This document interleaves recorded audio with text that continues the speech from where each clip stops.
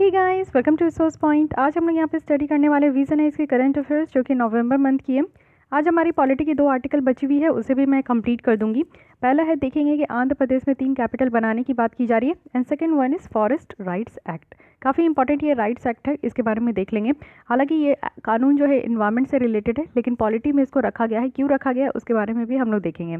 आप लोग की एक डिमांड थी कि मैं यहाँ पे एक टाइम में सिर्फ एक ही टॉपिक को कंप्लीट करूँ। जैसे पॉलिटी है तो पॉलिटी के अंदर जितने भी आर्टिकल है मैं एक ही लेसन में उसे कंप्लीट करूँ, तो ये थोड़ा सा पॉसिबल नहीं हो पाता है क्योंकि 40 मिनट्स की लेसन मैं स्टैंडर्ड रखना चाहती हूँ, 40 to 45 मिनट्स। उसमें 2 ही 3 आर्टिकल यहाँ पे डिस्कस हो पाते हैं।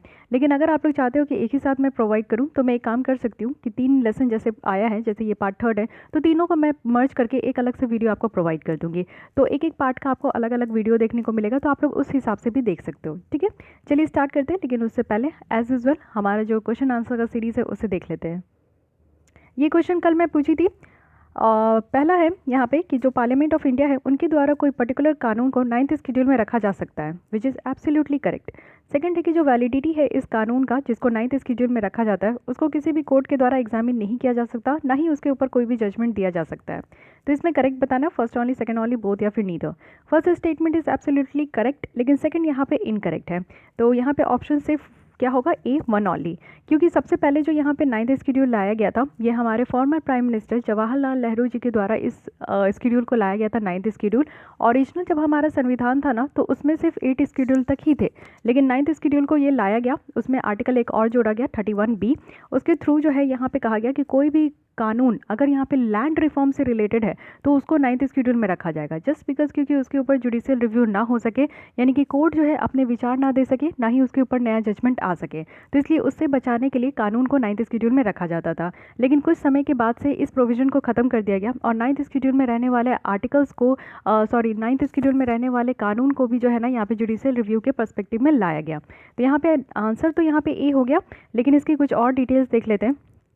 आप लोग देखो कि एक ही साल में ऐसा, जब ये 9th शेड्यूल का प्रोविज़न लाया गया तो ऐसा देखने को मिला कि एक साल में ही 284 कानून ऐसे थे जो कि इस शेड्यूल में रखा गया, और इसमें से 30 जो थे ना वो अंडर चैलेंज थे, यानी कि ऐसे भी कानून लाए जा रहे थे जो कि सही नहीं था, उसको जो है कोर्ट के द्वारा चैलेंज किया जा रहा था। तो इसी को देखते हुए जो है सुप्रीम कोर्ट के बेंच के द्वारा ये रिकॉग्नाइज़ किया गया कि इस तरीके का जो कानून लाया गया है, इस तरीके का जो शेड्यूल लाया गया है जिसमें कि कानून रखा जा रहा है और उसके ऊपर कोई भी जुडिशियल रिव्यू नहीं हो रहा है, तो कहीं ना कहीं ये प्रॉब्लम क्रिएट करने वाला है। तो इसलिए इसके लिए जो है ना इस तरीके का रखा गया कि अब जो है यहाँ पे कोई भी कानून रखा जाता है तो ऐसा नहीं है कि उसके ऊपर जुडिशियल रिव्यू नहीं होगा, उसके ऊपर भी जुडिशियल रिव्यू हो सकता है, यानी कि कोर्ट भी अपने विचार कर सकते हैं और उसको जो है उसके ऊपर जजमेंट दिया जा सकता है। ठीक है, अब आते हैं आज के लिए आपके पास कुछ क्वेश्चन है। आपको बतानी है कि इंडिया के कौन से 2 स्टेट है जिसमें कि ऑनलाइन गैम्बलिंग को परमिट किया गया है। सेकंड है कि गैम्बलिंग और बेटिंग ये किस सब्जेक्ट के अंदर आता है, सेंटर, स्टेट या कंकरेंट। और ये जो 3 लिस्ट की हम लोग बात कर रहे हैं ये किस शेड्यूल में है। जैसे अभी हमने 9th शेड्यूल के बारे में देखा, टोटल हमारे संविधान में 12 शेड्यूल है, तो आपको बताना है कि ये लिस्ट के बारे में हम लोग किस शेड्यूल में बात करते हैं। नेक्स्ट है थर्ड कि आपको बताने कि आर्टिकल 77 पार्ट 3 ये किस चीज़ से रिलेटेड है। कल ही हमने इसके बारे में डिस्कस किया, one of the most important article बन चुका है नवंबर मंथ का, तो याद रखिएगा। चलिए आते हैं नेक्स्ट यहाँ पे।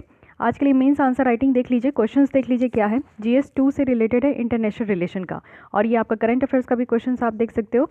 सबसे पहले क्वेश्चन यही है कि why is India on a digital strike with China, यानी कि डिजिटल स्ट्राइक किया जा रहा है इंडिया के द्वारा, क्यों किया जा रहा है। डिजिटल स्ट्राइक कहने का मतलब है कि आप लोग देख रहे हो कि एक के बाद एक हम लोग चाइनीज़ ऐप को बैन कर रहे हैं, तो इसको कहते हैं डिजिटल स्ट्राइक। तो क्यों किया जा रहा है, रीज़न बतानी है। उसके बाद रीज़न भी डिस्कस करना है with which India is banning app, और what are the concern related to, मतलब कि इससे क्या कंसर्न रिलेटेड है ये भी आपको बताना है, और वे फॉरवर्ड भी डिस्कस करना है, यानी कि इसको करने के बाद जो है इसके बारे में आपको रीज़न तो बताना ही है कि क्यों ऐसा बैन ऐप जो है वो बैन किया जा रहा है, क्या क्या रीज़न है जिसके लिए ऐसा सरकार को जो है मजबूर हो गया एक कदम उठाने के लिए, और इससे क्या क्या कंसर्न है, और फिर किस तरीके से जो है सिचुएशन को कवर अप किया जा सकता है, क्या वे फॉरवर्ड है। तो करंट अफेयर्स का क्वेश्चन लेते हुए इसको ज़रूर लिखिए, क्योंकि इंडिया चाइना के रिलेशन जो है बहुत ज़्यादा अप्स एंड डाउन्स देखने को मिल रहा है, और ये चाइनीज़ जो है पीछे हट नहीं रहे हैं गलवान वैली से, तो इसलिए आप लोग को ये इसके बारे में लिखना चाहिए। 150 वर्ड्स में लिखिएगा, 10 मार्क्स का है। और अगर आप लिख चुके हो और आप कंफ्यूज है कि आपका आंसर कैसा है, सही है कि नहीं, आपको इसमें कितने मार्क्स मिलना चाहिए, कहाँ आपको इंप्रूवमेंट करने की ज़रूरत है। तो उसके लिए आप लोग जो है हमें अपने आंसर शीट भेज सकते हो, और भेजने के लिए आपको हमारा प्रोग्राम ज्वाइन करना होगा। और प्रोग्राम ज्वाइन करने के लिए आप लोग को बस ईमेल आईडी, आपको लोग को इस ईमेल आईडी पे एक मेल करना है। उसके बाद आपको डिटेल बताया जाएगा कि आप हमारे प्रोग्राम के साथ कैसे जुड़ सकते हो, और आप अपनी आंसर राइटिंग को भेज सकते हो हमारे पास, ठीक है। तो बात करते हैं हम लोग 3 कैपिटल्स फॉर आंध्र प्रदेश। तो एज पर द अगर आंध्र प्रदेश की decentralisation and inclusive development of all region bill 2020 की अगर देखें, एक कानून लाने की बात की जा रही है। इसके पहले एक बिल लाया गया है जिसमें कि आंध्र प्रदेश का जो स्टेट है ना, इसमें विशाखापट्टनम, अमरावती और कुर्नूल, इसको एग्जीक्यूटिव, लेजिस्लेटिव और जुडिशियल कैपिटल बनाने की बात की जा रही है।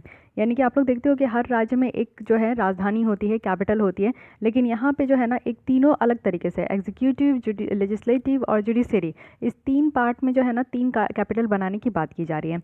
और विशाखापट्टनम कौन सा एग्जीक्यूटिव है, अमरावती लेजिस्लेटिव है, कुर्नूल जुडिशियल है, ठीक है। तो ये तीनों याद रखिएगा। अब यहाँ पे आप लोग देख सकते हो आंध्र प्रदेश की मैप में देख लीजिए कि कहाँ कहाँ कौन कौन से रीजन है। तो ये आंध्र प्रदेश का पूरा रीजन है। इसमें आपको विशाखापट्टनम सबसे ऊपर नॉर्थ में, उसके बाद अमरावती है, और यहाँ पे आपको कुर्नूल देखने को मिलेगा। तो नॉर्थ टू साउथ भी अगर इसको अरेंज करने के लिए कहा जाए तो इसको भी आप लोग को ध्यान रखना है। अब देखते हैं कि ये 3 कैपिटल बनाने के फेवर में क्या क्या आर्गूमेंट किया जा रहा है। सबसे पहली बात यहाँ पे की जा रही है हिस्टोरिकली रिकमेंडेड, यानी कि यहाँ पे आप लोग देखो कि ये सेंट्रल थीम है जिसमें कि रिकमेंड किया गया है कि सारे मेजर कमिटीज़ जो है ना, वो यहाँ पे एक सुटेबल लोकेशंस में एक सजेस्ट कर रहे हैं कि यहाँ पे एक आंध्र प्रदेश का कैपिटल होना चाहिए। आंध्र प्रदेश में से आप देखो कि यहाँ पे तेलंगाना आगे अलग निकल गया। तेलंगाना और जो है आंध्र प्रदेश था वो एक ही रीजन था, लेकिन 2014 में जो है तेलंगाना टूट के अलग हो गया, और जो उसकी राजधानी है वो हैदराबाद है। लेकिन यहाँ पे आंध्र प्रदेश का जो यहाँ पे कैपिटल बनाने की बात की जा रही थी, वो अमरावती कैपिटल बनाने की बात की जा रही थी, और इसी को मान के चला जाता है। लेकिन हमारा हिस्टोरिकली रिकमेंडेशन है कि सारे मेजर कमिटीज़ जो है उसको सेटअप किया जाए, और एक अच्छा खासा लोकेशन हो हमारे आंध्र प्रदेश के कैपिटल के लिए। अभी तक ऐसा जो है ना इसके ऊपर नहीं ऐसा डिसीजन लिया गया है कि कौन सी कैपिटल होनी चाहिए। कुछ पार्टीज़ कहते हैं कैपिटल यहाँ पे अमरावती होनी चाहिए, कुछ यहाँ पे विशाखापट्टनम होनी चाहिए, क्योंकि आप लोग देखते हो कि बहुत समय आप लोग सुनोगे कि विशाखापट्टनम बहुत सारे रीज़न के कारण जो है ये न्यूज़ में रहता है। तो विशाखापट्टनम को यहाँ पे बनाना चाहिए, क्योंकि अमरावती को कोई ही जानता होगा, मतलब कि एक होता है ना कि किसी ही रीज़न से कोई ही जानता हो, लेकिन विशाखापट्टनम बहुत ही फेमस जो है आंध्र प्रदेश का एक रीजन है। तो कई बार इसमें भी सवाल उठते हैं कि विशाखापट्टनम को ही यहाँ का कैपिटल बना देना चाहिए। लेकिन ठीक है, ये हिस्टोरिकली रिकमेंडेशन है, दैट्स वाई ऐसा सोचा जा रहा है कि 3 कैपिटल बना देना चाहिए। सेकेंड है कि डिस्ट्रीब्यूटेड डेवलपमेंट है, मतलब डिफरेंट रीजन में आप देखोगे कि यहाँ पे अलग अलग तरीके का यहाँ पे डेवलपमेंट है, और गवर्नमेंट एक्टिविटीज़ भी आप देखोगे कि इसका जो है डिसेंट्रलाइज्ड अरेंजमेंट है। जैसे कि फैलक्रम आप देखो, जहाँ पे डेवलपमेंट एक्टिविटीज़ जो है बहुत ज़्यादा देखने को मिलता है, और लोकल इकॉनमी भी यहाँ पे बूस्ट हो रहे हैं। Justice B N Shri Krishnan committee के द्वारा यहाँ पे कहा गया था कि तेलंगाना स्टेट की जो डिमांड हो रही है, तो इसलिए तेलंगाना स्टेट को हटा दिया गया, और इसके अंदर हैदराबाद था। तो हैदराबाद जो है की रीज़न था यहाँ पे सेपरेट डिमांड का, क्योंकि हैदराबाद तो आप स्टार्टिंग से जान रहे हो बहुत मुश्किल से तो इसको हमारे इंडिया के साथ जोड़ा गया, लेकिन फिर भी हैदराबाद जो है अलग होना चाह रहा था आंध्र प्रदेश से, तो ये अलग हो गया लास्टली, ठीक है। लेकिन ये डिस्ट्रीब्यूटेड डेवलपमेंट है, हर एक जगह जो है आंध्र प्रदेश में आपको इक्वली डेवलपमेंट देखने को नहीं मिलेगा। विशाखापट्टनम बहुत ही ज़्यादा डेवलप्ड रीजन है, लेकिन अमरावती की बात करें तो वहाँ पे एक हिस्टोरिकल और कल्चरल जो है रीजन है, तो इसलिए यहाँ पे भी डेवलपमेंट उतना ज़्यादा देखने को नहीं मिल रहा है। तो एक डिस्ट्रीब्यूटेड डेवलपमेंट भी एक तरीके का यहाँ पे रीजन है। प्लान्ड अर्बनाइजेशन है, यानी कि ये बेटर होगा कि हम लोग यहाँ पे प्राइमेट सिटी के अगेंस्ट में काम करें जिसमें कि हाई पॉपुलेशन डेंसिटी है, और यहाँ पे फेवर क्या करें मिड साइज सिटीज़ जिसमें कि डिसेंट इकॉनमी है, यानी कि प्लान्ड अर्बनाइजेशन की बात की जा रही है। जैसे आप लोग ने देखा होगा कि प्लान्ड सिटी है हमारे कंट्री में, आपको जयपुर, जमशेदपुर जो कि झारखंड का है, ये कुछ ऐसे सिटी है जो कि प्लान्ड सिटी है। पहले ही इसको प्लान कर लिया गया कि इतने बड़े रीजन है अगर यहाँ पे, तो कहाँ पे आपका जो है ना हर एक चीज़ बनेगी, यानी कि अगर यहाँ पे पार्क बनेगा तो यहाँ पे सिनेमा हॉल बनेंगे, यहाँ पे जो है एक मंडी बनेगा, यहाँ पे रहने का घर बनेगा, यहाँ पे क्वार्टर्स बनेंगे, यहाँ पे ऑफिस बनेंगे। तो इस तरीके का जो है पहले ही से प्लान हो गया और उस हिसाब से वहाँ पे डेवलपमेंट हुई है। वही प्लान्ड अर्बनाइजेशन कहने की बात की जा रही है। शहरीकरण भी जो आप लोग देख रहे हो कि जो गाँव से उठकर लोग जो है शहर में आ रहे हैं, दूसरे कंट्री से लोग जो है यहाँ पे इस कंट्री में आ रहे हैं, अच्छे अच्छे जगह पे जा रहे हैं, तो यानी कि अर्बनाइजेशन बढ़ते जा रही है। तो अर्बनाइजेशन जिस हिसाब से बढ़ती जा रही है उसके लिए उससे पहले ही जो है वहाँ पे प्लान करने की ज़रूरत है। फिनेंशियल क्रंचेस को अवॉइड करने के लिए ऐसा कहा जा रहा है। ये एक्सपेक्ट लगाया जा रहा है कि जो न्यू अरेंजमेंट है ना, उससे कुछ फ्रैक्शन निकल कर आएगा। पहले जो अमरावती के लिए जो कॉस्ट था, और या तो अगर हम लोग देखें जो आज की डेट में एग्जिस्टिंग इंफ्रास्ट्रक्चर है कुर्नूल का या फिर विशाखापट्टनम का, तो इससे कहीं ना कहीं जो खर्च है ना वो बहुत ज़्यादा हो जाता है। और जब ज़रूरत से ज़्यादा खर्च हो जाते हैं तो एक समय के बाद फिनेंशियल क्रंचेस देखने को मिलता है, यानी कि पैसे कम हो जाते हैं। तो जो कैपिटल होता है, कैपिटल में आप लोग देखोगे कि हर एक राज्य का जो कैपिटल होता है वो सबसे ज़्यादा डेवलप्ड रीजन होता है, चाहे वो कोई भी राज्य क्यों ना हो। आप लोग देख सकते हो तो वहाँ पे बहुत ज़्यादा खर्चे भी करने होते हैं, क्योंकि सारी सुख सुविधाएं जो है, एक तो ये कहा जाता है कि जो राज्य है कम से कम कैपिटल में तो सारी सुख सुविधाएं पहुँचाया जाए। तो कोई भी अगर यहाँ पे राज्य होगा, जैसे कि अगर मान लीजिए अमरावती को बना दिया जाए यहाँ पे कैपिटल, तो ये सारे डेवलपमेंट जो है अमरावती में हो जाएगा। बाकी जो रीजन है जो लेस डेवलप्ड है ऑलरेडी आंध्र प्रदेश में, तो वहाँ पे सही तरीके से डेवलपमेंट नहीं होगा। तो ये एक अलग तरीके का एंगल सोचा जा रहा है कि क्यों ना 3 कैपिटल बना दे और तीनों कैपिटल में 3 पर्सपेक्टिव से बनाए और वहाँ पे डेवलपमेंट जो है इक्वली हो। और 3 आप लोग जो कैपिटल देख रहे हो वो तीनों तरीके से पूरी आंध्र प्रदेश को कवर अप कर रहा है। विशाखापट्टनम को बनाया जाएगा तो ये रीजन आपका डेवलप होगा, अमरावती को बनाया जाएगा तो ये रीजन डेवलप होगा, कुंडल को बनाया जाएगा तो ये रीजन डेवलप होगा। तो इस तरीके से पूरा आंध्र प्रदेश ही डेवलप हो जाएगा। ऐसा नहीं है कि कोई एक पर्टिकुलर जगह ही यहाँ पे डेवलप होगा। साथ ही फूड सिक्योरिटी के ऊपर भी कंसर्न करने की बात की जा रही है। जो केसीएस कमेटी है उनके द्वारा यहाँ पे रेज किया गया था फूड सिक्योरिटी को लेकर, जब यहाँ पे 1000 of acres of fertile land urbanisation के लिए लिया गया था, तब फिर यहाँ पे फूड सिक्योरिटी के ऊपर क्वेश्चन मार्क लग गया था अमरावती को डेवलप करने के लिए। क्योंकि डेवलप करने के लिए आप लोग देखते हो कि वहाँ पे जो फर्टाइल लैंड है जिसमें कि एग्रीकल्चर होता है, तो वो सारी चीज़ों को जो है ना ख़त्म करके वहाँ पे बड़े बड़े बिल्डिंग्स बनाए जाते हैं, कमर्शियल कॉम्प्लेक्सेस बनाए जाते हैं अर्बनाइजेशन को सेटल आउट करने के लिए। लेकिन आप समझो कि अगर आप लोग जो है फर्टाइल लैंड को ख़त्म कर रहे हो, एग्रीकल्चर को ख़त्म कर रहे हो, तो वहाँ के लोगों को जो है ना खाना कैसे मिलेगा, फूड कैसे मिलेगा, तो वो भी एक कॉज ऑफ कंसर्न यहाँ पे निकल कर आया। तो ये सारे रीजन है जिससे कि ऐसा कहा गया ना कि 3 जगह पे कैपिटल होना चाहिए, एक पर्टिकुलर जगह पे कैपिटल नहीं होना चाहिए। लेकिन इसको क्रिटिसाइज़ किया जा रहा है। क्यों क्रिटिसाइज़ किया जा रहा है? ऐसा कहा जा रहा है कि कोऑर्डिनेशन में हैम्पर हो सकता है। गवर्नमेंट आर्म्स आप देखोगे, स्पेशली जो ब्यूरोक्रेसी है, मिनिस्टर्स है, उनको ये ज़रूरत है कि फ्रीक्वेंट वो कंसल्ट करें। जैसे आप लोग देखते हो कि कोई भी अगर एक स्टेट में अगर कोई भी कैपिटल है, तो वहाँ पे अगर कैपिटल है तो उसी में आपको जो है ना सारे मेजॉरिटी जो लीडर्स होते हैं वो कैपिटल में ही रहते हैं रैदर देन दूसरे सिटीज़ में रहते हैं। तो यहाँ पे कहा जा रहा है कि 3 जो अगर कैपिटल बनाया जाएगा तो यहाँ पे 3 रीजन में जो है ना कोऑर्डिनेशन करने में कहीं ना कहीं प्रॉब्लम अराइज हो सकती है। साथ ही प्रॉपर इंफ्रास्ट्रक्चर की भी कमी हो सकती है, क्योंकि यहाँ पे जो डिस्ट्रीब्यूटेड डेवलपमेंट है इसकी सक्सेस जो है ना वो पूरी तरीके से किस पे डिपेंड होगा? वेल डेवलप्ड इंफ्रास्ट्रक्चर पे। यानी कि अच्छा खासा इंफ्रास्ट्रक्चर होना चाहिए, तभी जाकर ये जो पूरी तरीके से 3 जो यहाँ पे कैपिटल बनाने की बात की जा रही है ना, वो ओवरऑल यहाँ पे जो है डेवलप हो पाएगा। अगर मान लीजिए ये विशाखापट्टनम में अच्छा इंफ्रास्ट्रक्चर है, कुंडल में अच्छा इंफ्रास्ट्रक्चर है और अमरावती में नहीं है, तो फिर यहाँ पे इंफ्रास्ट्रक्चर की कमी के कारण भी जो है प्रॉब्लम देखने को मिल सकता है। इन्वायरमेंटल इम्पैक्ट होगा, क्योंकि यहाँ पे केसीएस जो यहाँ पे कमेटी है उनके द्वारा वार्न किया गया था इस तरीके का यहाँ पे इन्वायरमेंटल इम्पैक्ट को लेकर, जो स्पेशल रेफरेंस यहाँ पे विशाखापट्टनम को दिया गया था, क्योंकि विशाखापट्टनम रीजन ऐसा है जहाँ पे साइक्लोन बहुत ज़्यादा देखने को मिलता है। क्योंकि ये पूरी तरीके से आप लोग देखो कि क्योंकि आप लोग देख सकते हो कि आंध्र प्रदेश का रीजन यहाँ पे देखिए, ये जो छोटे से मैप है इसमें आंध्र प्रदेश आपका इस रीजन में आता है, यानी कि ईस्टर्न घाट के साइड में आपको देखने को मिलेगा, ईस्टर्न रीजन में। और यहाँ पे वे ऑफ बंगाल में साइक्लोन जो है बहुत ज़्यादा अराइज होती है। तो इससे ये कहा जा रहा है कि विशाखापट्टनम में जो इस वाला रीजन में है, इसमें साइक्लोन जो है ये प्रॉन रीजन है। तो इससे भी एक अलग तरीके का डिफरेंट निकल कर आ सकता है, यानी कि इन्वायरमेंटल इम्पैक्ट भी हो सकता है। Not only way for decentralisation, यानी कि डिसेंट्रलाइजेशन जो डेवलप्ड है, द बेस्ट वे पॉसिबल ये है कि हम लोग लोकल बॉडीज़ को स्ट्रेंथन करें। यानी कि डिसेंट्रलाइजेशन कहने का क्या मतलब है? जैसे कि एक सेंट्रलाइज्ड अगर हम लोग गवर्नमेंट की बात करें तो इसमें क्या होगा कि सेंट्रल गवर्नमेंट होगी, यानी कि सेंट्रल गवर्नमेंट अगर सेंट्रलाइज्ड होगी तो सारी पावर सेंट्रल गवर्नमेंट के पास होगी। यानी कि सेंट्रल गवर्नमेंट हर एक टॉपिक के ऊपर कानून बनाएंगे, उसी को सारे राज्य में फॉलो किया जाएगा। लेकिन यहाँ पे डिसेंट्रलाइज कहा जाता है, यानी कि हमारे यहाँ 28 राज्य है, तो 28 राज्य में आपको जो है ना स्टेट गवर्नमेंट भी देखने को मिलते हैं। उसके अलावा भी राज्य में भी आपको देखने को मिलेगा कि ब्लॉक लेवल में भी होता है, यानी कि पंचायती, म्यूनिसिपैलिटी, इस तरीके का जो है ना लोकल लेवल गवर्नमेंट भी आपका डिस्ट्रीब्यूट किया गया है। तो इसको कहते हैं ना कि डिसेंट्रलाइज करने का। तो यहाँ पे भी 3 कैपिटल बनाया जा रहा है, यानी कि ये कैसा फंडा है? डिसेंट्रलाइज्ड कैपिटल है, एक स्टेट में 3 कैपिटल बनाया जा रहा है। ठीक है, तो ये सिर्फ ऐसा नहीं, आंध्र प्रदेश का क्या था कि डिसेंट्रलाइज डेवलपमेंट होना चाहिए, यानी कि पूरी तरीके से आंध्र प्रदेश का डेवलपमेंट होना चाहिए।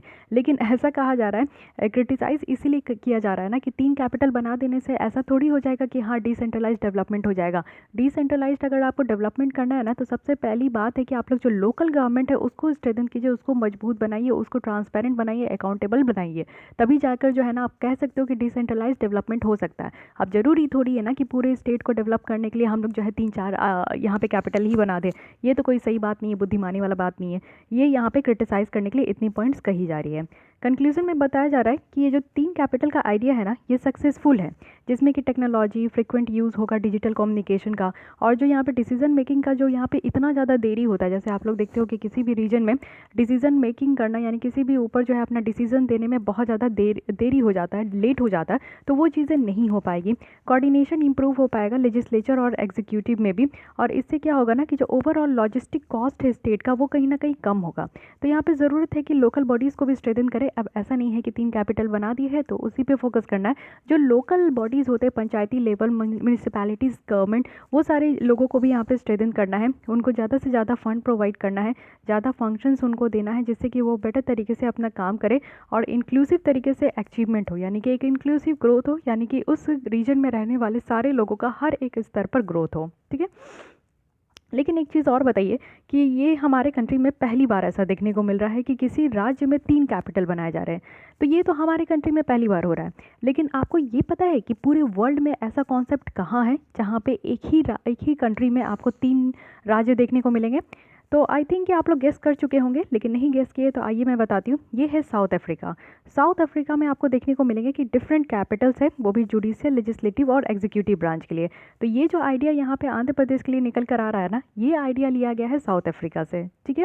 और फेडरल लेवल पे आप देखो तो यहाँ पे प्रोटोरिया है, केप टाउन है, और यहाँ पे ब्लोमेफोर्टेन है। ये 3 यहाँ पे कैपिटल है जो कि जुडिशियल, लेजिस्लेटिव और एग्जीक्यूटिव ब्रांचेस के लिए है। इंडिया में अगर हम लोग देखें तो बहुत सारे एग्जांपल्स है जो कि स्टेट में आपको हाई कोर्ट में देखने को मिलता है, डिफरेंट कैपिटल का, यूपी और मध्य प्रदेश, गुजरात, केरल। तो इसमें कहा जा रहा है कि जो हाई कोर्ट है ना, मेनली आपको हाई कोर्ट भी जो है किसी कैपिटल में ही देखने को मिलता है। जिस राज्य में जो उसका कैपिटल होता है उसी में आपको हाई कोर्ट देखने को मिलता है, बट ऐसा हर राज्य में नहीं है। कोई कोई राज्य ऐसे है जहाँ पे जो हाई कोर्ट है ना वो सिटी में है, ना कि उस राज्य के कैपिटल में है। तो ऐसा यूपी में आप लोग देख सकते हो, मध्य प्रदेश में, गुजरात में, केरल में। तो उनके राज्य में जो कैपिटल है उसमें हाई कोर्ट नहीं देखने को मिलेगा, और जो सिटीज़ है उसमें हाई कोर्ट है। कुछ स्टेट्स ऐसे भी है जो कि अपने लेजिस्लेटिव असेंबलीज़ को जो है ना डिफरेंट सिटीज़ में भी वो यहाँ पे ट्रांसफ़र कर चुके हैं, जिसमें कि महाराष्ट्र है। महाराष्ट्र में आप देखो कि लेजिस्लेटिव असेंबली कहाँ है, तो मुंबई और नागपुर में। हिमाचल प्रदेश में कहाँ है, तो शिमला और धर्मशाला में। कर्नाटक में कहाँ है, तो बेंगलुरु और बेलगांव में है। तो ये भी चीज़ें हैं, ऐसा नहीं है कि पूरी तरीके से जो है ना हर कुछ आपको सिटी के स्टेट में कैपिटल में ही देखने को मिलेगा, कोई और सिटी में कुछ भी नहीं होगा। देखिए ये एक कॉन्सेप्ट अच्छा है कि डिसेंट्रलाइज जो है डेवलपमेंट होना चाहिए, क्योंकि आप लोग देखोगे मेनली अगर मैं बात करूँ बिहार साइड की, तो आप अगर बिहार में जाओगे तो वहाँ के पटना में आप जाओगे जो कैपिटल है, तो वो काफ़ी डेवलप्ड आपको देखने को मिलेगा। लेकिन वहीं आप दूसरे सिटी में चले जाओ, कुछ सिटीज़ तो ठीक है, लेकिन वहीं आप लोग जो है बक्सर चले जाओ, शिवहर चले जाओ, या फिर किशनगंज, ये सारे रीजन चले जाओ, तो वहाँ पे आप लोग को गांव लगेगा। वहाँ पे कुछ भी इतने जल्दी आपको सारी सुख सुविधाएं नहीं प्रोवाइड किया जाता है, लेकिन पटना में सारी सुख सुविधाएं आपको प्रोवाइड किया जाता है। तो ये एक बहुत और ज़्यादा डेवलपमेंट आपको पटना में ही देखने को मिलेगा। पिछले 5 साल 10 साल से भी आपको यहीं पे ज़्यादा डेवलपमेंट देखने को मिलेगा। तो ये एक बात होती है कि यहाँ पे भी डिसेंट्रलाइज जो डेवलपमेंट अगर उस तरीके से लिया जाए तो बेटर है कि वहाँ पे भी सरकार का ध्यान जाएगा और वहाँ पे भी ज़्यादा डेवलपमेंट करने के बारे में सोचा जाएगा। ठीक है। तो ये रही पूरी तरीके से बात है कि 3 कैपिटल जो यहाँ पे बनाने की बात की जा रही है, इसको मैप में भी ध्यान में रखिएगा, क्या पता अरेंज करने के लिए आ जाए। तो यहाँ पे फेवर में क्या कहा जा रहा है कि हिस्टोरिकली डिमांड है ये, और डिस्ट्रीब्यूटेड डेवलपमेंट होगा, इससे प्लान्ड अर्बनाइजेशन होगा, फाइनेंशियल क्रंचेस जो होती है यानी कि पैसों की कमी होती है वो यहाँ पे नहीं हो पाएगा, और फूड सिक्योरिटी के कंसर्न्स के ऊपर भी यहाँ पे बातें की जा रही है। क्रिटिसाइज़ क्यों किया जा रहा है? क्योंकि कहा जा रहा है कि शायद यहाँ पे कोऑर्डिनेशन अच्छे नहीं होंगे। 3 जगह अगर 3 रीजन होगा तो मे बी यहाँ पे जो है आपका इंफ्रास्ट्रक्चर की कमी हो सकती है, या फिर इन्वायरमेंटल इम्पैक्ट हो सकता है, या फिर यहाँ पे ऐसा कहा जा रहा है कि अगर ये डिसेंट्रलाइज डेवलपमेंट की बात है तो ऐसा नहीं है कि सिर्फ इसी तरीके से यहाँ पे डेवलपमेंट होगा, और भी तरीका है जिससे कि डेवलपमेंट हो सकता है। फाइन। अब आते हैं हम लोग नेक्स्ट आर्टिकल में, जो कि है फॉरेस्ट राइट्स एक्ट। तो फॉरेस्ट राइट्स एक्ट के बारे में हम लोग क्यों बात कर रहे हैं, क्योंकि जम्मू एंड कश्मीर की जो एडमिनिस्ट्रेशन है उनके द्वारा रिसेंटली ऐसा कहा गया है कि यहाँ पे फॉरेस्ट राइट एक्ट जो 2006 है उसको इम्प्लीमेंट करना है, जिससे कि यहाँ पे राइट टू फॉरेस्ट ड्वेलर्स का जो है यहाँ पे हक देना है, वो भी इस रीजन में। अब पहले इस कानून के बारे में समझते हैं, थोड़ी बहुत प्रोविज़न आपको इस कानून के बारे में पता होना चाहिए। तो आइए मैं बताती हूँ। यहाँ पे जो शेड्यूल्ड ट्राइब्स और अदर जो ट्रेडिशनल फॉरेस्ट ड्वेलर्स होते हैं, फॉरेस्ट ड्वेलर्स कौन होते हैं, जो जंगलों में काम करते हैं, जो जंगलों की लकड़ियाँ वगैरह, पत्ते वगैरह, टहनी, पेड़, मतलब कि फल फ्रूट जो काट के रखते हैं और जो उनको बेचते हैं, उनको फॉरेस्ट ड्वेलर्स कहते हैं। तो ये जो एक कानून है 2006 का, और फॉरेस्ट राइट्स एक्ट 2006 है, इसको यहाँ पे इसलिए लाया गया था ना, क्योंकि जो आदिवासी लोग होते हैं, ट्राइबल कम्युनिटीज़ होते हैं, वो जंगलों में रहते हैं। उनका शुरू से वही हैबिटाट है, उनका नेचुरल हैबिटाट है कि वो जंगल में रहना पसंद करते हैं। तो इसलिए वो जंगल में रहते हैं, तो जंगल की चीज़ों को वो बेचते हैं, जिससे कि वो कुछ पैसे कमाकर अपनी लाइवलीहुड को चलाते हैं। ठीक है, तो यही चीज़ों को कंजर्व करने के लिए और उनके लाइफ को प्रोटेक्ट करने के लिए यहाँ पे उनको कुछ हक भी दिया गया है। तो कुछ फॉलोइंग राइट्स है जो कि शेड्यूल्ड ट्राइब्स और कुछ और जो ट्रेडिशनल फॉरेस्ट ड्वेलर्स है उनको दिया गया है। सबसे पहला है टाइटल राइट, यानी कि ओनरशिप। यहाँ पे जो जंगलों में जो ज़मीन होता है ना, उनके ओनरशिप जो है यहाँ पे कोई भी ट्राइबल कम्युनिटी के लोग हो सकते हैं, और वो भी 13 दिसंबर 2005 के बाद से। और मैक्सिमम उनके पास कितना ज़मीन होना चाहिए, तो 4 हेक्टेयर। 4 हेक्टेयर तक का ही वो किसी जंगल में जो है उनकी ज़मीन होनी चाहिए। कम्युनिटी राइट भी है, यानी कि उनके पास ये है कि अगर वो कोई पशु वगैरह रखते हैं तो उनको ग्रेजिंग एरिया भी दिया गया है कि आप इतने एरिया तक जो है ना अपने पशु वगैरह को ग्रेज भी करा सकते हैं, यानी कि वो घास वगैरह अगर खाते हैं तो। साथ ही फिशिंग एक्टिविटीज़ भी कर सकते हैं, और वाटर बॉडीज़ को भी वो एक्सेस कर सकते हैं। अगर फॉरेस्ट में कोई पॉन्ड्स है, कोई लेक्स है, तो उसको भी वो इस्तेमाल कर सकते हैं। तो ये सारा काम उनको दिया गया है। साथ ही इंटेलेक्चुअल प्रॉपर्टी और ट्रेडिशनल नॉलेज, अगर कोई भी बायोडाइवर्सिटी और कल्चर डाइवर्सिटी से रिलेटेड है तो उनका भी हक जो है इन सारे लोगों को दिया गया है। साथ ही डेवलपमेंट राइट और रिलीफ भी दिया गया है, यानी कि अगर मान लीजिए कि कोई गलत तरीके से उनको हटाया जाता है, जैसे जंगल में लोग रहते हैं तो कई बार डेवलपमेंट करने के लिए जंगल को साफ़ किया जाता है, जैसे कुछ भी आपका इंफ्रास्ट्रक्चर डेवलपमेंट करना है तो उनको वहाँ से हटाया जाता है, गलत तरीके से भी हटाया जाता है, फोर्स्ड तरीके से उनको डिस्प्लेस किया जाता है, यानी कि वहाँ से हटा कर कहीं और भेज दिया जाता है। तो इस तरीके का भी काम किया जाता है। तो इसलिए इस तरीके का काम ना हो, उनको ज़बरदस्ती उस जगह से कहीं हटाया ना जा सके, तो उसके लिए भी इनको यहाँ पर राइट दिया गया है। साथ ही यहाँ पे फॉरेस्ट मैनेजमेंट राइट भी है कि जंगलों में अगर वो रह रहे हैं तो जंगलों को वो अच्छे तरीके से मैनेज भी करके चले, यानी कि जंगलों को वो प्रोटेक्ट करे, कंजर्व करे और मैनेज करे। तो इनका भी अधिकार उनको दिया गया है। साथ ही यहाँ पे फॉरेस्ट से प्रोड्यूस होने वाले जो यहाँ पे कुछ भी चीज़ें हैं, जैसे कि आप देखोगे तेंदू लीव्स है, हनी है, कुछ और प्रोडक्ट है जिनका कमर्शियल वैल्यू है, जिनको दुकान में अगर बेचेंगे तो उनसे उनको पैसा मिलेगा। तो ये भी काम करने का जो है उनको यहाँ पे राइट दिया गया कि वो यहाँ पे माइनर फॉरेस्ट प्रोड्यूस जो है उनको वो कलेक्ट कर सकते हैं और उनको मार्केट में बेच भी सकते हैं। साथ ही यहाँ पे एलिजिबिलिटी रखा गया है हक लेने का इस कानून के अंदर।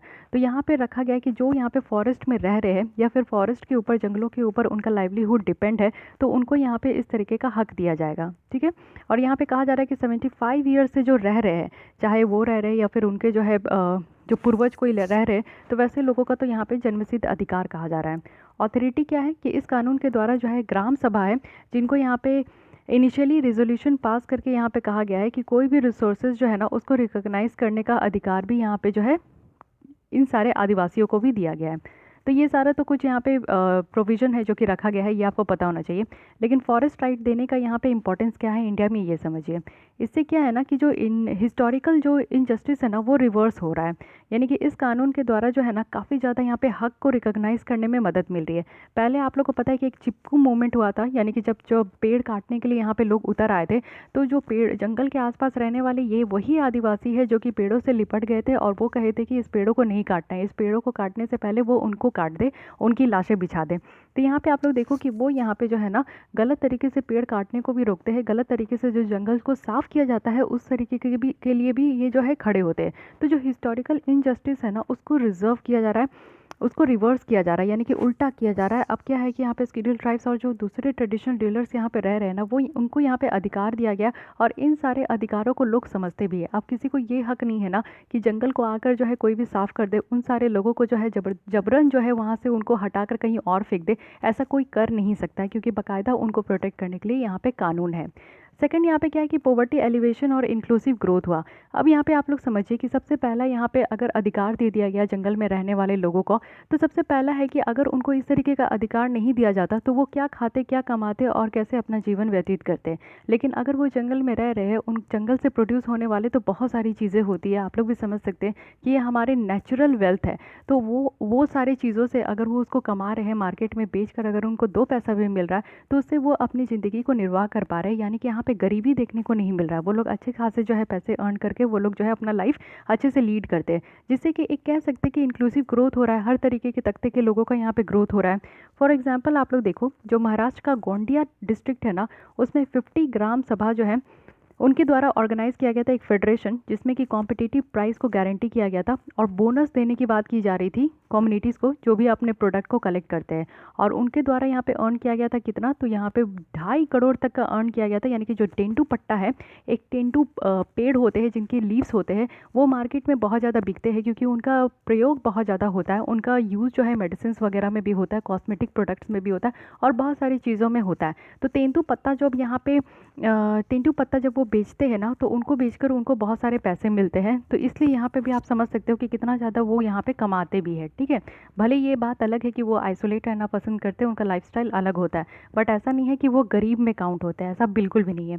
कंजर्वेशन ऑफ फॉरेस्ट होता है, जैसे मैं अभी बताई चिपकू आंदोलन जो था वो ऐसे ही लोगों के लिए था। वो ऐसे ही लोग थे जो कि फॉरेस्ट को जो है काटने नहीं देते। और जंगल आज की डेट में हमारे लिए क्लाइमेट चेंज को टैकल करने के लिए कितना ज़्यादा इंपॉर्टेंट है। जंगल होने से क्या होता है, जितने ज़्यादा पेड़ पौधे होते हैं ना, वो क्या करते हैं, कार्बन को सिंक करते हैं। यानी कि एटमॉस्फेयर में जितना कार्बन का कंसंट्रेशन बढ़ा हुआ है ना, अगर जंगल जहाँ पे भी होता है, पेड़ पौधे होते हैं, वो कार्बन से एटमॉस्फेयर से कार्बन को खींच कर जो है अपने अंदर वो समा लेते हैं, जिससे एटमॉस्फेयर में कार्बन की कंसंट्रेशन कम हो जाएगी, तो हमारा यहाँ पे जो है ग्लोबल टेम्परेचर का लेवल भी कम हो जाएगा। तो फॉर एग्जांपल के लिए बताया जा रहा है कि फॉरेस्ट कवर अगर कम्युनिटी फॉरेस्ट रिजर्व महाराष्ट्र में देखें तो ये भी इंक्रीज़ हुआ है। यानी कि अगर जंगल में रहने वाले लोगों को अधिकार दे दिया गया है फॉरेस्ट राइट का, तो वो अच्छे तरीके से जंगलों का कंजर्व भी करते हैं। तो इससे जो है फॉरेस्ट एरिया भी बढ़ा है। 2000 में जहाँ 6.81% था, वहीं 2014 में बताया जा रहा है कि यहाँ पे 9.32% तक बढ़ चुका है। डिसेंट्रलाइजेशन भी है, यानी कि यहाँ पे आप लोग देखो कि डेमोक्रेटिक डिसेंट्रलाइजेशन है। ग्राम सभा के द्वारा जो है यहाँ पे लोकल लेवल पे लोगों की डेवलपमेंट हो रही है। कम्युनिटीज़ में आप देखो कि लोग जो है यहाँ पे ग्राम सभा में बैठ के डिस्कस करते, डिबेट करते, डिसाइड करते, प्लान करते और अच्छा खासा इंप्लीमेंट करते फॉरेस्ट मैनेजमेंट प्लान को। तो इससे उनको बहुत ज़्यादा जो है एम्पावरमेंट भी किया जाता है। साथ ही एक्सट्रीमिस्ट को भी यहाँ पे कर्व करने में काफ़ी ज़्यादा इंपॉर्टेंट होता है।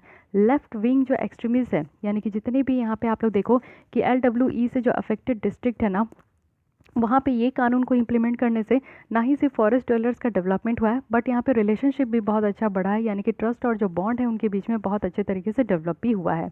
और यहाँ पे आपको देखोगे कि जो ज़मीन को लेकर कॉन्फ्लिक्ट था वो कम हो गया। दूसरे जो यहाँ पे लोग जो है दुखी से रहते थे, यानी कि परेशान रहते थे कि कोई किन्हीं का प्रॉपर्टी छीन लिया, कोई किसी का ज़मीन छीन लिया, हड़प लिया गलत तरीके से, तो ये सारी चीज़ों से लोग जो है ना वो यहाँ पे मुक्त हो चुके हैं। तो ये सारा कुछ फ़ायदा है जो कि बताया जा रहा है। लेकिन आज के भी डेट में आप देखोगे कि ऐसा तो नहीं है कि कोई भी चीज़ 100% इम्प्लीमेंट हो रहा है। कहीं ना कहीं कोई ना कोई इशू ज़रूर निकल कर आ रहे हैं। तो कंसर्न क्या है, कंसर्न सबसे पहला ये है कि इस राइट को रिकॉग्नाइज़ करने में धीरे धीरे इसका प्रोग्रेस हो रहा है, बहुत जल्दी से प्रोग्रेस नहीं हो रहा है। आप लोग यहाँ पे फॉरेस्ट राइट्स एक्ट के बारे में जानते हो क्योंकि आप लोग एग्जाम की तैयारी कर रहे हो। लेकिन जस्ट इमेजिन कीजिए कि जब आप ग्रेजुएशन लेवल पे थे, स्कूल लेवल पे थे, क्या आपको इस तरीके का पता था कि जंगलों में रहने वाले आदिवासी लोग के लिए भी इस तरीके का हक होता है, उनको भी इतना अधिकार दिया गया है, इतना छूट दिया गया है, वो अपनी ज़िंदगी इतना अच्छे तरीके से निर्वाह कर सकते हैं? ऐसा आपको लगता है? आपने कभी सुना था? अगर सुना था तो बहुत अच्छी बात है, नहीं सुने थे तो वही चीज़ आप समझिए कि इसका जो प्रोग्रेस है वो बहुत धीरे धीरे हुआ। लोगों का जो हक है ना उसको रिकॉग्नाइज़ करने में यहाँ पे बहुत देर लग गया। सेकंड, यहाँ पे ये बात है कि अभी भी सारे लोगों को इसके बारे में नहीं पता है, इसलिए इसके बारे में बोला जाता है कि इसकी जो हक है ना वो बहुत धीरे धीरे यहाँ पे लैमलाइट में आया। सेकंड है कि इनएडिक्वेट एफर्ट्स देखने को मिलता है, साथ ही ज़्यादा एफर्ट्स भी नहीं लगाया जाता है कि को एग्जिस्टेंस और प्रिजर्वेशंस को यहाँ पे प्रमोट किया जाए। यानी कि कम्युनिटी रिजर्व्स रिसोर्सेज जो है इनके अलावा जिसको रिकॉग्नाइज़ किया जाता है, लेकिन उसके अलावा आप देखोगे कि बहुत ज़्यादा एफर्ट्स नहीं लगाया जाता है स्टेट फॉरेस्ट डिपार्टमेंट के द्वारा कि इस चीज़ों को और आगे लेकर आया जाए, या फिर ग्राम सभा के द्वारा कि जो यहाँ पे फॉरेस्ट राइट्स दिया गया है उसको और ज़्यादा जो है लैमलाइट करे, यानी कि लोगों को पता हो, अवेयरनेस फैले, इसका भी काम नहीं किया जाता है। साथ ही यहाँ पे डाइवर्जन है ट्राइबल लैंड में। अगर हम लोग देखें कि जो फॉरेस्ट एजेंसी एजेंसीज़ के द्वारा जहाँ पे प्लांटेशंस किया जाता है, तो उस ज़मीन को यहाँ पे ट्राइबल कम्युनिटीज़ यूज़ करते हैं, या फिर दूसरे जो यहाँ पे ट्रेडिशनल फॉरेस्ट डीलर्स है वो उसको यूज़ करते हैं, तो उनको यहाँ पे फॉरेस्ट राइट एक्ट के तहत जो है ज़मीन उनका हो जाता है, ये चीज़ें कही जाती है। लेकिन एज ए स्टडी आप देखोगे तो ऑलरेडी यहाँ पे डाइवर्जन है। 0.39 मिलियन हेक्टेयर्स जो फॉरेस्ट लैंड का है वो यहाँ पे 2008 से लेकर 2019 के बीच में देखने को मिल रहा है। यानी कि यहाँ पे जो ज़मीनें होती है जिसमें कि यहाँ पे कहा जाता है कि ट्राइबल कम्युनिटीज़ का हक है, ट्रेडिशनल ट्रेलर्स का हक है, लेकिन ऐसा जो है ना बहुत ज़्यादा देखने को नहीं मिलता। और ट्राइबल लैंड्स की जो डाइवर्शन है वो बहुत ज़्यादा देखने को मिलता है। कुछ लोगों के पास बहुत छोटे ज़मीन भी है तो कुछ लोगों के पास बहुत ज़्यादा ज़मीन भी है। साथ ही रीलोकेशन है, यानी कि फॉरेस्ट राइट एक्ट का भी यहाँ पे वॉयलेशन होता है, बट उसको ज़्यादातर यहाँ पे नहीं देखा जाता। बहुत सारे पीपल्स है जिनको इस तरीके का अधिकार भी नहीं दिया जाता है। अगर अधिकार दिया जाता है तो कहीं ना कहीं उनका वॉयलेशन भी होता है, इसको सही तरीके से चेकआउट नहीं किया जाता है। साथ ही अगर कोई क्लेम भी किया जाता है उनके साथ, अगर कोई वॉयलेशन भी हो रहा है उनके अधिकार के साथ, तो वो यहाँ पे अगर कंप्लेन भी करते हैं तो उसको रिकॉग्नाइज करने का भी प्रोसेस बहुत ज़्यादा देर होता है। यानी कि उस चीज़ को यहाँ पे सेटलमेंट करने का भी जो है ना बहुत ज़्यादा देरी हो जाता है। कुछ और भी इश्यूज़ है जो कि निकल कर आता है, यानी कि यहाँ पे सही तरीके से फिनेंशियल और एडमिनिस्ट्रेटिव सपोर्ट भी नहीं दिया जाता है कि यहाँ पे कानून को अच्छे तरीके से इम्प्लीमेंट करें। लैक ऑफ कोऑर्डिनेशन देखने को मिलता है, यानी कि जो ट्राइबल है, रेवेन्यू है और फॉरेस्ट डिपार्टमेंट है, पुअर पर्सन है या नॉन फंक्शनिंग है, डिस्ट्रिक्ट है या सब डिवीज़न लेवल कम्युनिटीज़ है, हर एक लेवल पे आप देखोगे तो यहाँ पे जो है ना कोऑर्डिनेशन की कमी है, यानी कि लोगों में आपस में बनती नहीं है। तो ये सारी चीज़ें भी यहाँ पे देखने को मिल रही है। यानी कि जो कॉज ऑफ कंसर्न है वो बहुत ज़्यादा है अगर हम लोग इसको जो है इंपॉर्टेंस के कंपैरिजन में देखें तो। वे फॉरवर्ड में बताया जा रहा है, यानी कि सोल्यूशन क्या है कि लार्ज स्केल अवेयरनेस कैंपेन्स को यहाँ पे ऑर्गेनाइज करने की ज़रूरत है। यानी कि एफर्ट्स को यहाँ पे जो है हर एक लोगों तक पहुँचाने की ज़रूरत है, चाहे हम लोग रेडियो के माध्यम से पहुँचाए, टेलीविज़न या फिर कोई और मीडिया का इस्तेमाल करें, जिससे कि लोगों तक उनको जो है बेसिक कम्युनिकेशंस के थ्रू उनका जो राइट्स है ना उनको प्रोवाइड कर सके। साथ ही यहाँ पे इंटेंसिव कैपेसिटी बिल्डिंग अप्रोच की भी ज़रूरत है, यानी कि ज़्यादा से ज़्यादा एफर्ट्स लेकर आना है जिससे कि जो लोगों में यहाँ पे कैपेसिटी बिल्डिंग है वो और ज़्यादा यहाँ पे बढ़ सके। सिविल सोसाइटी का पार्टिसिपेशन होना चाहिए, यानी कि हम लोग को ज़रूरत है कि एनजीओ को यहाँ पे आइडेंटिफाई करे जो इस एरिया में काम करे और यहाँ के लोगों को जो है ना उनका अधिकार दे। यानी कि ट्राइबल कम्युनिटीज़ को एप्लीकेशन भरने में, या फिर जो कास्ट सर्टिफिकेशंस का जो इशू होता है कि उनको सही तरीके से कास्ट सर्टिफिकेशन नहीं मिल पाता है, उनको यहाँ पे उनके ज़मीन को आइडेंटिफाई करना और मेजरमेंट करना, ये सारी चीज़ों के लिए सिविल सोसाइटी को पार्टिसिपेट करना चाहिए। साथ ही टेक्नोलॉजी का इस्तेमाल करना चाहिए, क्योंकि टेक्नोलॉजी का अगर इस्तेमाल करेंगे तो कहीं ना कहीं आप लोग देखोगे कि जो करप्शन की चांसेस है वो कम हो पाएगी। जैसे अगर हम लोग देखें तो जीपीएस सर्वे मैप को जो है इस्तेमाल करना चाहिए, जिससे कि जितने भी लोगों के पास, यानी कि कम्युनिटी के पास जिस तरीके का जितना भी लैंड है उसको सही तरीके से मेजरमेंट करना चाहिए और उनको प्रोवाइड भी करना चाहिए। साथ ही जो क्लेम का प्रोसेस है उसको और ज़्यादा बढ़ाने की ज़रूरत है, और यहाँ पे इंश्योर करना है कि ट्रांसपेरेंसी और अकाउंटेबिलिटी हो। यानी कि डिसीजन मेकिंग जो है ना, जो भी यहाँ पे क्लेम किया जाता है कि अगर उनके साथ कोई वॉयलेशन हो रहा है, उनके राइट्स का वॉयलेशन हो रहा है, तो उसको यहाँ पे सही तरीके से जो है सेटलमेंट भी करे, और उनके काम में जो है ना यहाँ पे ट्रांसपेरेंसी और अकाउंटेबिलिटी भी होनी चाहिए। ठीक है, ट्रांसपेरेंसी कहने का मतलब है कि पारदर्शिता हो, यानी कि जो भी यहाँ पे अथॉरिटी है, जो भी बोर्ड है, अगर वो काम कर रहे हैं, इस तरीके का हक अगर कानून में आया है तो कानून खाली दिखाने के लिए नहीं आना चाहिए, कानून लोगों तक मिलना चाहिए, लोगों को इसका लाभ मिलना चाहिए।